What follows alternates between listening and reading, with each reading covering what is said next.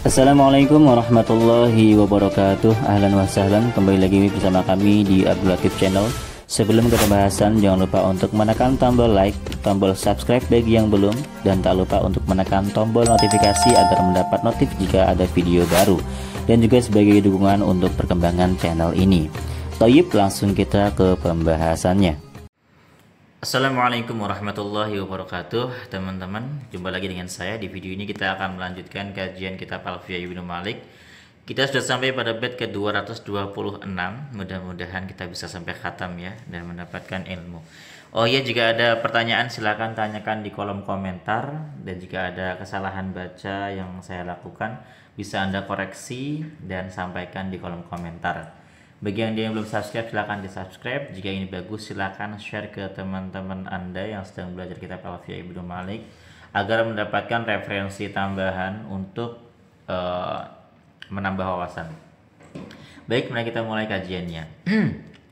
Bismillahirrahmanirrahim. Wa ba'da fi'lin fa'ilun fa'in zahar fahuwa wa illa fa dhamirun istatar.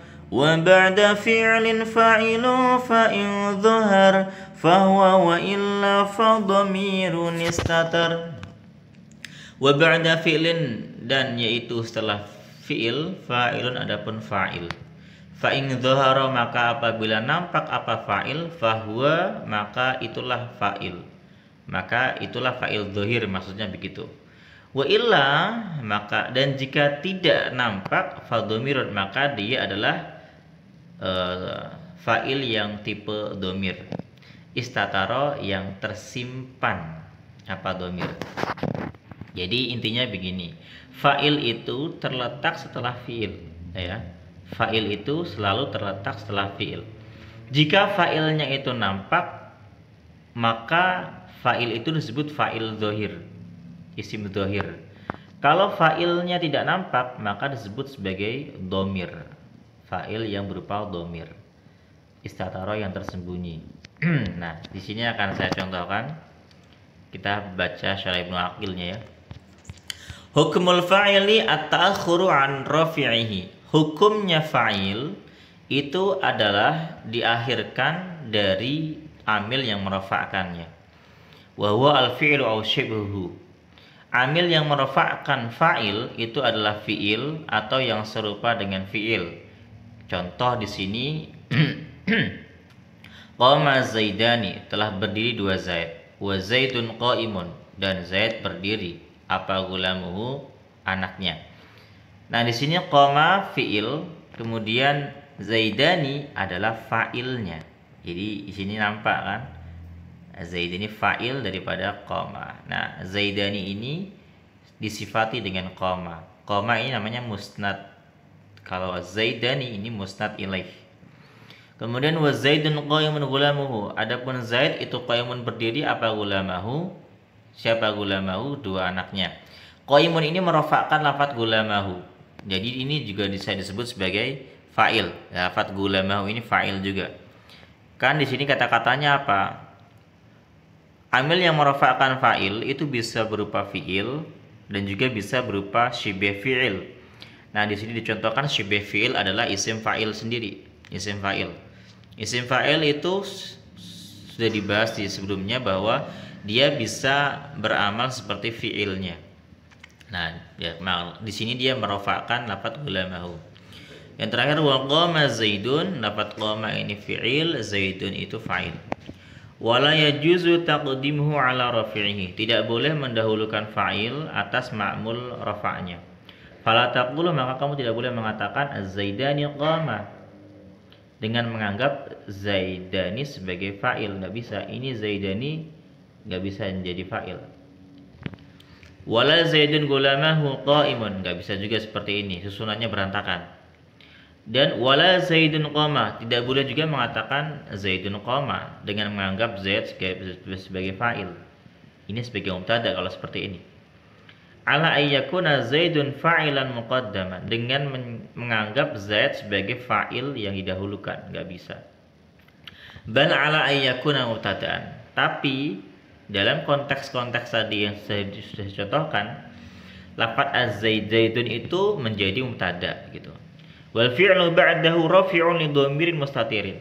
Sedangkan fi'il setelah lafaz zaidun itu adalah amil yang merofakkan dhamir tersembunyi. Wa taqdiru, takdirnya adalah zaidun qama abuhu, qama huwa. Zaid sebagai mubtada, qama sebagai khobarnya zaidun, huwa sebagai fa'ilnya qama, begitu. Wa hadza madhhabul basriyin, ini adalah madhabnya ulama-ulama Basrah. Wa ammal kufiyuna, adapun ulama-ulama Kufah, fa'ajazu, mereka membolehkan at-taqdima, mendahulukan fa'il fi dzalika kulli, di semua ini. Nah, kalau menurut ulama Kufah ini semua boleh gitu. Wa tadhharu fa'idatul khilaf, akan nampak faidah dari khilaf pendapat tersebut fi ghairi suratul akhirah, di selain bentuk yang terakhir, selain bentuk yang ini, maksudnya zaidun qama. Kalau yang ini ya nggak ada bedanya begitu, artinya nggak bakal nampak khilafiyahnya. Tapi kalau di selain ini akan nampak. Nih, wahia as-suratul ifrad, contoh zaidun qama, itu nggak bakal nampaknya.